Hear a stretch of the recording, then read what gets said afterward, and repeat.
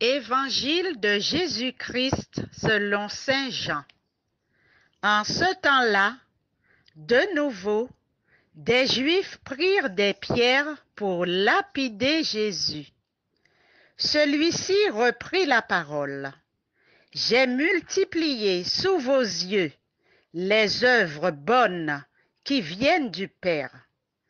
Pour laquelle de ces œuvres voulez-vous me lapider ?» Ils lui répondirent, « Ce n'est pas pour une œuvre bonne que nous voulons te lapider, mais c'est pour un blasphème.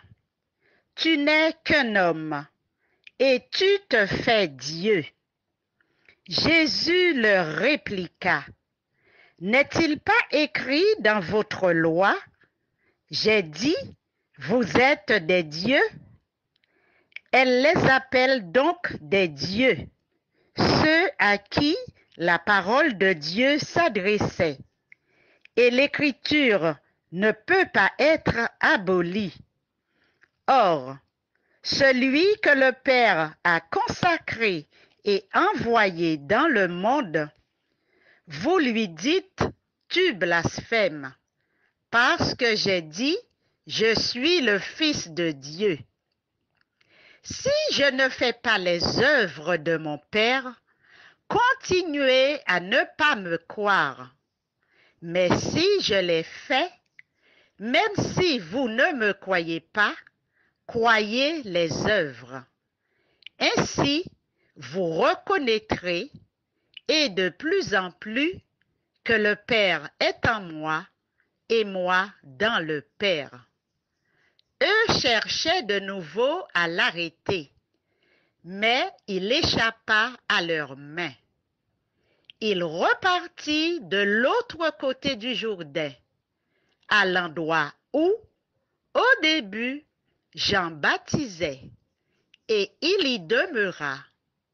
Beaucoup vinrent à lui en déclarant, « Jean n'a pas accompli de signe. » Mais tout ce que Jean a dit de celui-ci était vrai. Et là, beaucoup crurent en lui. Acclamons la parole de Dieu. Frères et sœurs, en ce vendredi de Carême, j'ai la joie de partager avec vous quelques phrases que j'ai entendues qui me font bondir d'espérance. Confinés, mais pas isolés. On est à distance, mais on reste proche. Chacun chez soi, mais non chacun pour soi. Il me semble que chacun est appelé à discerner ses actes, ses gestes et ses paroles. Le discernement. Une thématique qui est en consonance avec le temps du carême, puisque l'épreuve du désert, du confinement, est précisément pour nous apprendre à nous connaître, à éviter le piège des tentations et à marcher dans les voies du Seigneur. Il échappa à leurs mains. Amen.